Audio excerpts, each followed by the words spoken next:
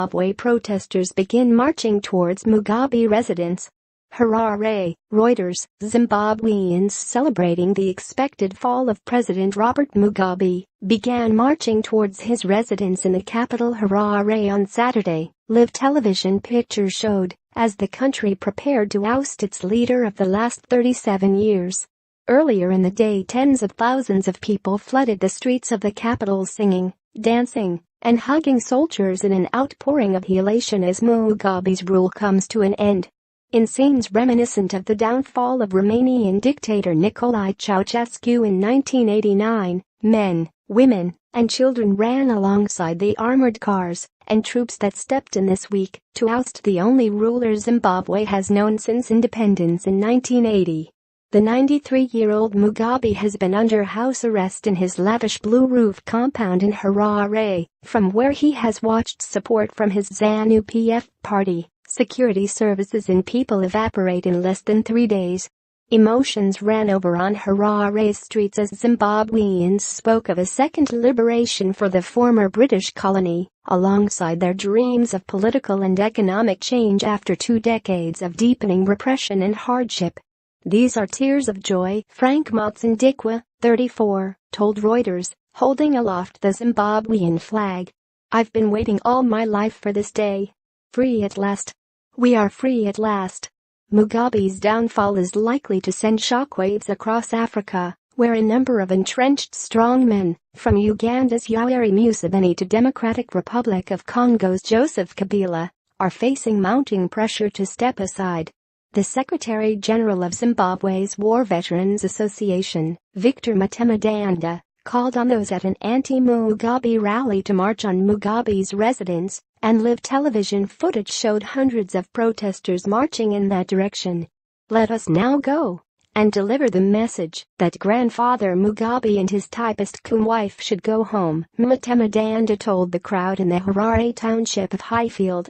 The crowds in Harare have so far given a quasi-democratic veneer to the army's intervention, backing its claims that it is merely effecting a constitutional transfer of power, which would help it avoid a diplomatic backlash and opprobrium that normally follows coups. For some Africans, Mugabe remains a nationalist hero, the continent's last independence leader and a symbol of its struggle to throw off the legacy of decades of colonial subjugation. But to many more at home and abroad, however, he was reviled as a dictator happy to resort to violence to retain power and to run a once promising economy into the ground.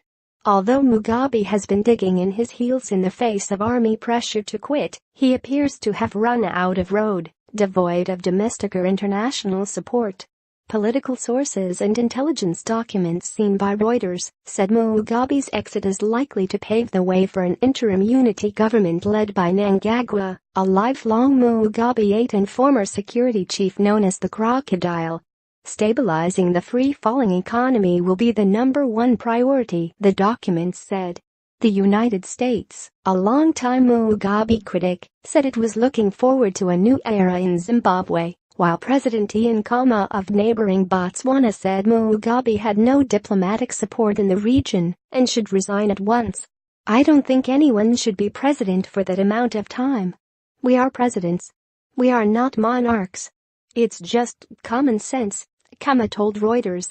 In a sign of the depth of his demise, Mugabe's ruling ZANU-PF called on Friday for him to go, according to the Herald, the state newspaper that has served as a loyal mouthpiece for nearly 4 decades. ZANU-PF branches in all 10 provinces had also called for the resignation of Mugabe's wife Grace, the First Lady whose ambitions to succeed her husband outraged the military in much of the country. To many Zimbabweans, Grace is more familiar as Gucci Grace on account of her reported dedication to shopping, or, in the wake of the alleged assault in September of a South African model, Disgrace. Mugabe's nephew, Patrick João, told Reuters on Saturday that the elderly leader and his wife were ready to die for what is correct and had no intention of stepping down in order to legitimize what he described as a coup. Speaking from a secret location in South Africa, João said Mugabe had hardly slept since the military seized power on Wednesday, but his health was otherwise good.